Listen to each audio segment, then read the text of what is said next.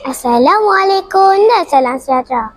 Saya ucapkan kepada para hakim yang arif lagi bijaksana dan penjaga masa yang prihatin. Saya Nur Fazlatul Aisyah binti Ahmad Fazli. Saya dari Sekolah SK Titi Serong. Mari kawan dengar cerita indah dari saya.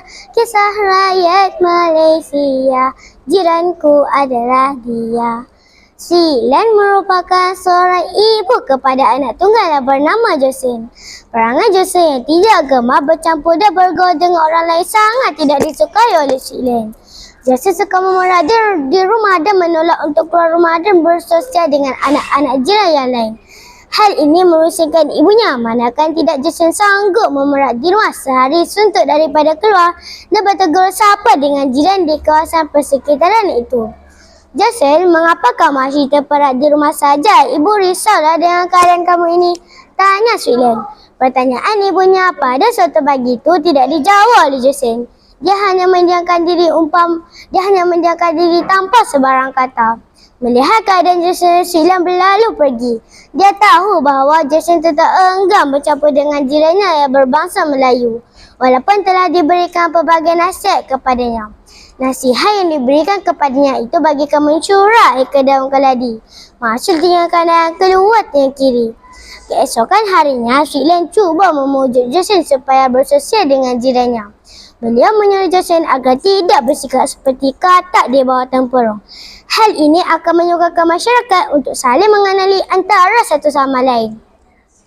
Namun begitu, Jocelyn memberi bermacam-macam alasan untuk tidak bergaul dengan jirannya.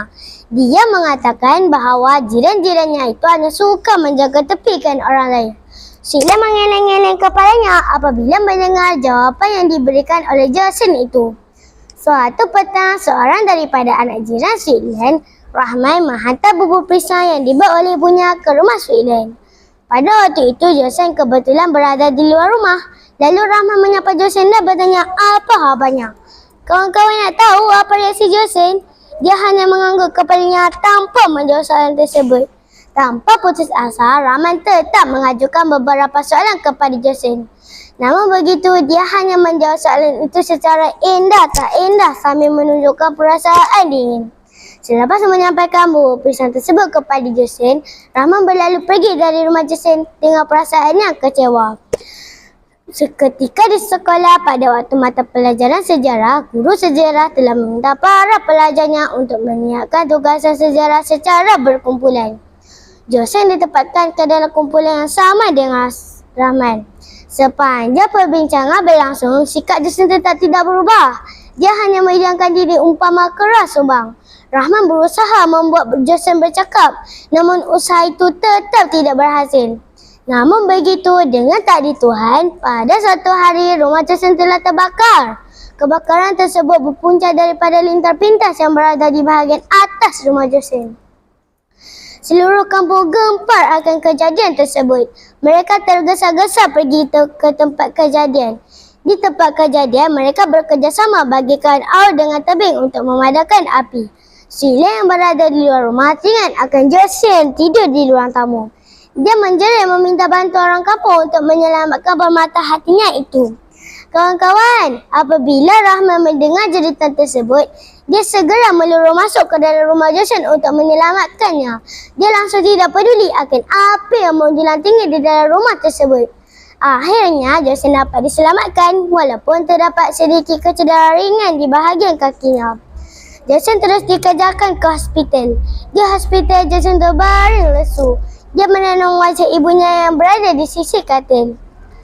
Syukurlah awak selamat, bisik ibunya dengan suara yang perlahan. Sejurus kemudian pintu kamar pesakit dibuka dengan perlahan. Kelihatan Pak Ahmad, Mak Jah dan Rahman melangkah kaki perlahan menuju ke katil Jocelyn. Silen tersenyum dan menjemput mereka duduk. Tiba-tiba Jocelyn bersuara, "Rahman, saya minta maaf. Saya menyesal. Sekarang baru saya mengerti arti jiran dan persahabatan." Jocelyn meluruskan tangannya kepada Rahman. Rahman menyambutnya. Silen memandang wajah Pak Ahmad dan Mak Jah. Silen tersenyum luas. Sekian cerita dari saya. Pengajaran yang boleh kita ambil dari penceritaan saya tadi ialah: pertama, jangan sombong dengan jiran kerana jiran ialah orang yang paling hampir dengan kita tatkala memerlukan bantuan. Kedua, sikap buruk sangka haruslah dijauhi agar hidup kita tenang dan harmoni. Dan yang ketiga, semangat perpaduan antara kita adalah penting untuk menjamin masyarakat harmoni dan negara aman bahagia. Sekian, wabillahi taufiq wa hidayah. Wassalamualaikum warahmatullahi wabarakatuh.